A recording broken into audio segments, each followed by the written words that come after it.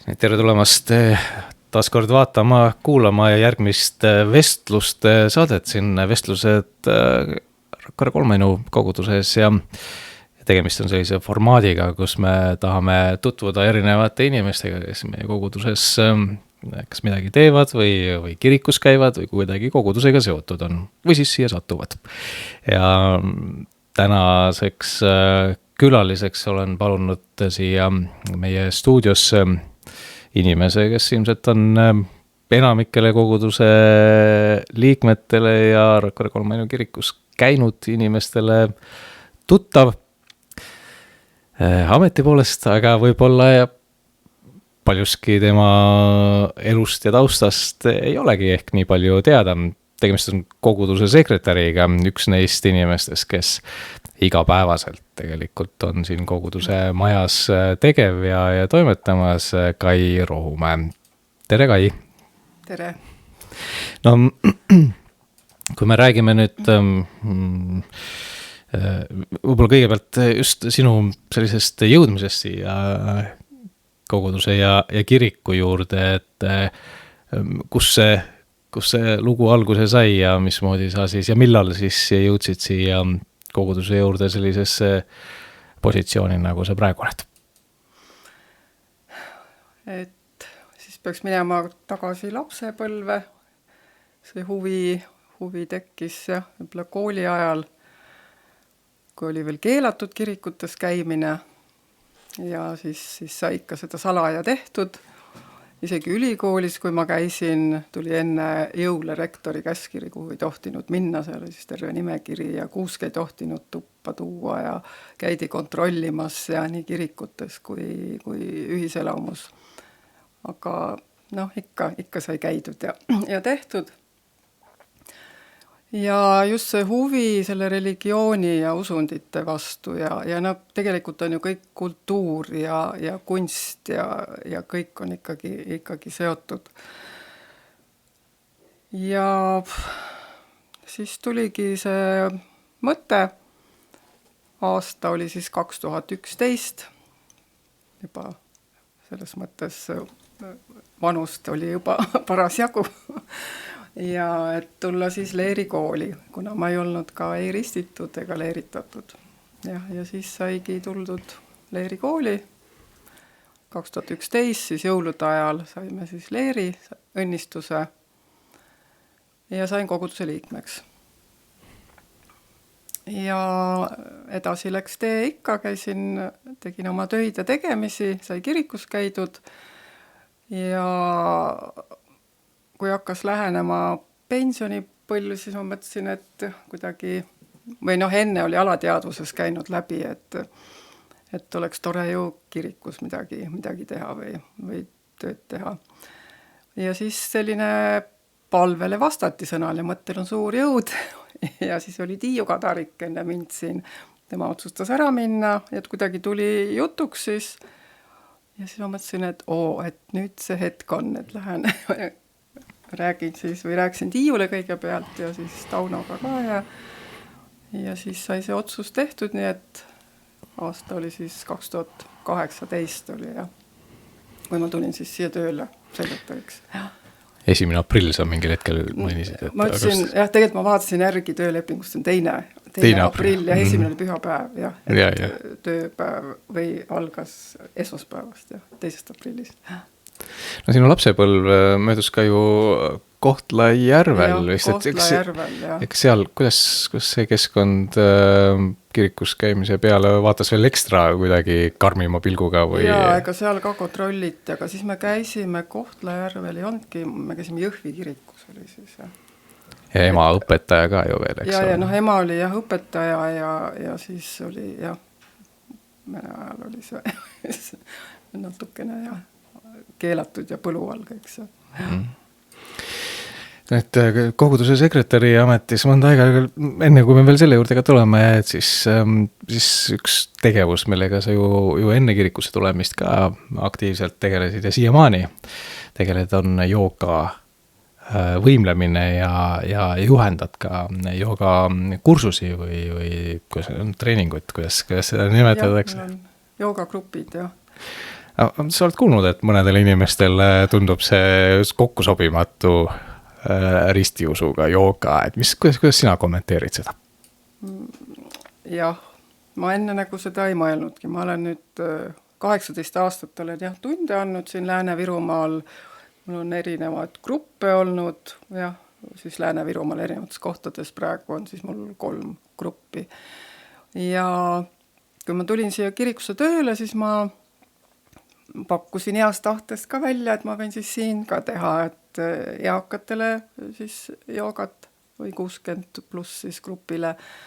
Ja kuna meil oli ka siin kõrval siis töökeskus, et ka siis intellektipuudega noortele siis saan joogat teha. Ja siis tuli jah, natukene oli mõnede inimeste poolt selline vastuseis, et ei sobi kokku jooga ja ristiusk. Aga mina leian, et ma olen nüüd mõlemat poolt siis tundma nagu õppinud, et see sobib väga hästi kokku. Et joogaõpetus, mis on aastatuhandeid vana õpetus, see tegelebki inimeseks olemisega, inimeseks olemisega, paljude omadustega. Ja kõik need suutrad, kui ma võtan suutra õpiku ette ja võtan piibli ette, siis on seal minu meelest nii palju ühist, mis läheb sellega kokku. Et see oli minu jaoks selline nagu, et vau, et ma ei tee nagu midagi valesti, et kõik ongi õige.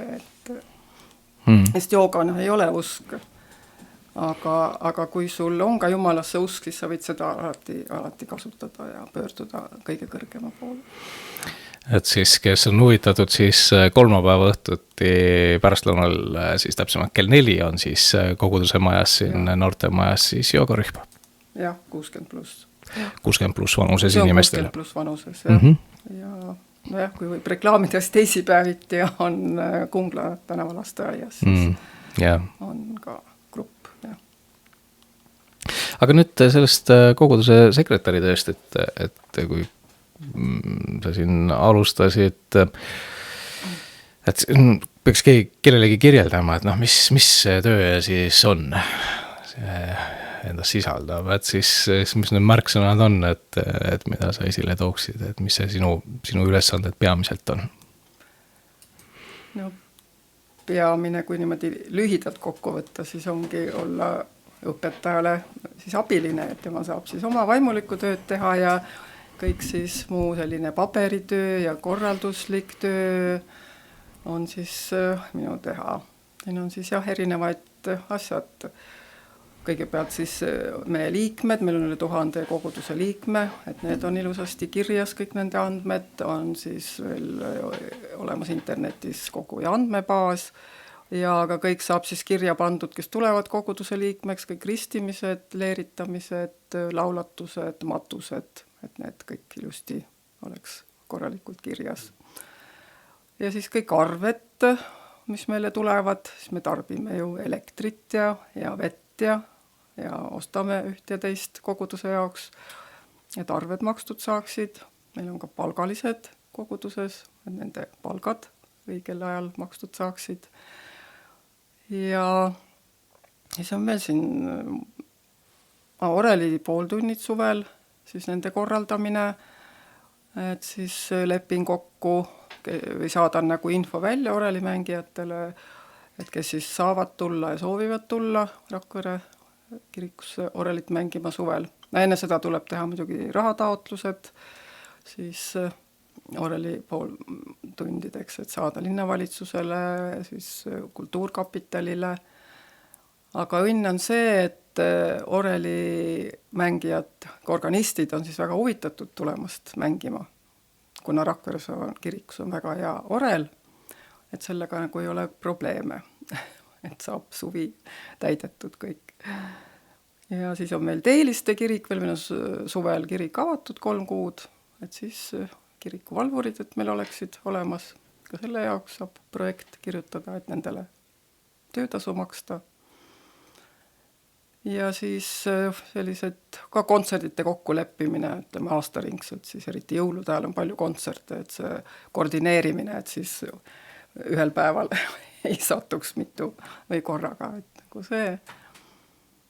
ja siis üks asi, mis mulle endale siin ma kunagi organiseerisin ka, oli Tiina Mälbergil oli väga huvitav luulekava. See oli siis palvest Eesti luules läbi sajandi. Et see toimus siis meil Noortemajas siin 2 aastat tagasi. Et see oli hästi huvitav. Et see on nagu nii seinast seina, et ilmselt märksõnu on ilmselt veel ja veelgi. Jah, siin on töökeskus veel, töökeskuse noored, kes käivad ja kogukonnamaja on nüüd juures ja nende siis nagu arved ja tegemised ja kõik need. Seal on töölepingud, käsunduslepingud, mis jooksvalt tulevad, et jah. Enne siia hästi erinev, jah. Sa olid piimatööstuses, eks ole, tööl. Ma olin piimatööstuses, ma olin laborijuhataja ja siis kui Rakvere kinni pandi, siis ma olin Viru õlles käisin, olin kvaliteedijuht. No päris erinevad ametid, eks ole? Või selles mõttes jah, aga seal oli ka just see töö organiseerimine, kogu tööstuse töö, ütleme kvaliteedijuhina eriti, et samuti niisugune pidid kõikidest asjadest teadma, veest ja elektrist ja laborist ja kvaliteedist ja kuidas toodangut teha ja inimestega töö, et jah, selles suhtes nagu on ta võib öelda, et natuke sarnane, erinevad, erinev, aga mõneti jah, et hästi palju erinevaid asju või teha. No see üks inimene, kes igapäevaselt siin koguduse majas oledki sina tegelikult, et koguduse õpetajad teeb mitte alati kohal ei ole, kui inimesed tulevad, siis nad tegelikult kohtuvad sinuga. Kui palju on sellist jutuajamist ja ütleme sellist hingehoidlikku poolt koguduse sekretäri töös?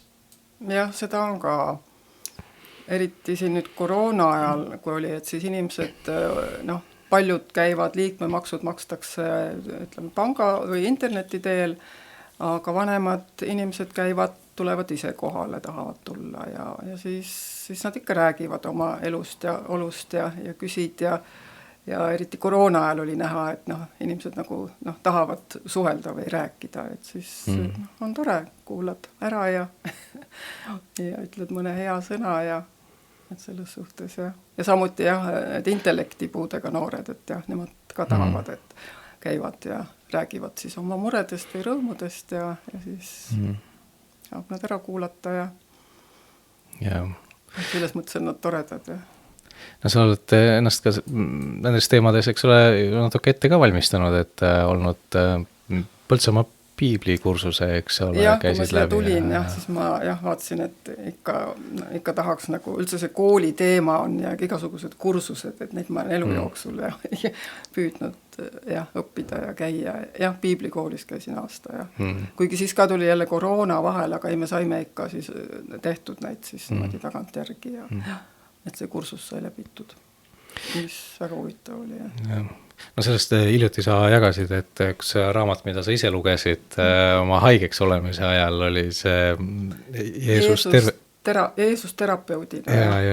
Ka siis, kui ise seda paha pandeemia põhjustanud tõbe põdesid, et võib-olla mõne sõnaga, et mis see raamat pakkus või soovitad sa seda lugeda teistel ka? Ma soovitaks küll, sest seal on toodud siis piiblist, et salme ja siis ta seletab lahti neid. No seal ongi kõik see inimeseks olemine ja hirmud ja et kuidas sa siis nagu saaksid terveneda nendest. Et ta on tõesti võib öelda, et Jeesus kui terapeut ja seal jälle ma nagu kogesin seda, et ta läheb jälle kokku selle joogaõpetusega, mida ma olen eelnevalt õppinud ja ta oli selline kosutav lugemine, et siis sa nagu mõtled selle Jumala sõna üle ja mõtled siis nagu oma elus ja selline, ta ongi nagu niisugune mõtisklus ja samal ajal ka palve, et kosutav. Et miks mitte siis koroona ajal soovitada inimestel lugeda, kes peaks ka haigeks jääma, et siis võiks endale hankida selle raamatu lugeda. Ja lugemine, No ma tean, Aga üks asi, et kuna ma ka kasvatan ja korjan neid igasuguseid taimeteesid, et siis mingit ravi ju ei olnud, et siis ma lihtsalt jõin erinevaid taimeteesid, et ma arvan, et see ka viis need viirused kehast välja ja samal ajal jah, ka muidugi palve ja selline meditatsioon ja mõtisklus, siis oli aega seda teha, tavaliselt kipub aega puudu jääma, aga siis nagu leidsid selle aja. No see koroonaaeg, et palju see sinu elu mõjutanud, muutnud on? Ma tean, et sa olete mõlemad, siis abikaasaga Oleviga sellised suured teatris käijad ja kontserdite külastajad, et see on nüüd siis ikkagi ära jäänud või kuidas? No sellel ajal jah, kui me Covidis olime, siis me loomulikult olime kodus, aga jah, ma olen jah selline, võib öelda natuke hull, et Rakvere teatri etendused võib-olla aastast 79 on vaadatud ja no igal pool, kus ikka midagi jälle huvitavat on, jah, teatrid, kontserdid, kino ikka vähegi võimalik on, siis ma ikkagi vaatan ja käin, et siin hiljutigi nüüd peale haigust ja siis tekkis ka võimalus, et jah, Rakvere kinos üks väga hea film oli Peeter Rebase Tulilind, väga hästi tehtud, huvitavalt. Ka siis Vene sõjaväes ja 70. aastates siis inimsuhted ja head näitlejad ja tõesti võrratu film. Et see on siis, võiks olla järgmine soovitus, et filmisoovitus. Ja siis näitused mulle ka meeldivad, ma käisin Fotograafis ka väga, väga tore ja andekas leid, et fotograafia on üldse eraldi kunst. Ja seal on ka väga, väga võimsad näitused, mis üle maailma tuntud fotograafia. See on siis Tallinnas Telliskivis? See on Tallinnas siis Telliskivi keskuses, seal hästi huvitav. Ja. Nüüd just käisime, oli ka tavaliselt ongi seal mitu saali, mitu erinevat näitust, et mis oli just sellest maailma päästmisest, et kuidas Aafrika elanikud tahavad ka, et nemad oleksid nagu Läänemaad, kõik lääneriigid, eks ole, linnad ja tehased ja hästi elada, et siis kuidas kõik need loomad, mis meil on olnud, toredad elevandid ja sõbrad ja ära siis kaovad lõpuks maa pealt selle linnastumise tagajärjel. Aga lõpetuseks võib-olla Kai, et selline nõuanne või soovitus inimestele, et praegu kirikud on avatud ja jumalateenistused toimuvad, aga paljudes asjades ei saagi osaleda ja paljud asjad tuleb teistmoodi teha ja see mask peab ees olema ja siis kogu see vaktsineerimise teema ja siis kõik need tülid siin, eks ole, et ühed on ühte meelt ja teised on teist meelt, et kuidagi seda pinget on nagu hästi palju praeguses ajas, et kuidas sina sellega hakkama saad ise ja millise soovituse sa võiksid teistele anda? Et jah, me elame selles ajas ja ma arvan, et see Covid erineval moel, et ta jääbki meiega pikemaks ajaks, võib-olla me peame sellega arvestama, sellega ka leppima ja vastavalt siis käituma nende juhistele ja mina arvan küll, et see mask on vajalik kanda ja ka vaktsineerimine, kuna mina olen sellest ajast, kus keegi küsinudki, said oma vaktsiinid kätte ja aga ma arvan ka paljud haigused jäid siis selle tõttu põdemata või sai seljatatud. Et jah, ma ise olen ka vaktsineeritud ja ma arvan, et tänu selle vaktsiinile ma selle Covidi kergemalt läbi põdesin. Ja. Kes 6 kuud sai mööda ja ilmselt siis oli see vastuvõtlikkus ja kuna sai ka ringi käia ja väga nakkav on see uus tüvi. Aga siis ongi et kuigi jah, mulle meeldib käia igal pool aga siis istusid kodus ja üks võimalik siis vahend loodusesse saab ju alati minna. Et siis mulle meeldibki käia metsas ja mere ääres ja see oli tõesti kosutav ja tervendav. Ja ka selline mõtlus ja palvus. Ja ka joogasuutrad on need, kus leiab siis sellist lohutust ja kosutust. Ja mul oli siin nüüd viimases tunnis just eile oli teema, oli vägivallatus, mis on nagu joogas on siis eraldi mitu suutrat selle kohta. ja see kuulubki siis, on siis üks jaama või mis on nagu suhtumine maailma ja suhtumine ümbritsevasse. Ja see annab siis sellised käitumisjuhised või normid ja kõige esimene ongi vägivallatus. Ja seal on mõeldud siis vägivallatust nii tegudes, nii sõnades kui ka meie mõtetes. Et mõttel ja sõnal on tohutu jõud. Ja miks me oleme võib-olla vägivaldsed, et ka sellele mõelda, et selle taga on alati mingi hirm või viha või iha või teadmatus või mingid probleemid. Ja siis me ei märkagi, kui me käitume võib-olla ühel või teisel moel või agressiivselt, sest kui mõelda, kui palju on praegu vägivalda meie ümber maailmas, kõik sõjad kodudes, igal pool. Et selle üle võiks mõelda. Et kui seda vägivalda ei oleks, siis see maailm oleks palju parem meie ümber. Ja suutrast mulle meeldib ka see hästi, et kui me oleksime kõik vägivallatusse juurdunud, et siis kaob selline vaenulikkus meie ümber. Et paljud ka, kas Dalai Lama, tema olemuskäitumine, et siis ta nagu külvab headust ja arukust enda ümber. Et öeldakse, et India pühakud, kes käivad, on nagu juurdunud vägivallatusse, lähevad metsa, et isegi kiskjad ei tule nende ligi. Või Mahatma Gandhi, et ka seda vägivallatuse printsiipi Indias siis arendas, et selle üle nagu mõtiskleda ja mõteerida. Püha Franciscus räägitakse samamoodi, et teil oli metsas ja huntidega sai nii hästi läbi, et isegi hundid otsustasid olla rahumeelsemad kui varem. Et eks need valikud, mida teha, on meil endal päris palju, eks ole, ja mida muuta ka iseenda juures, et väikesed sammud, et tõesti jätta see kuri sõna või halb sõna ütlemata, tänapäeval eriti võib-olla jätta mõni Facebooki postitus tegemata ja on maailmas rahu palju rohkem kui see, et sa esimese emotsiooni ja mõtte kohe sinna kogu maailmale välja paiskad.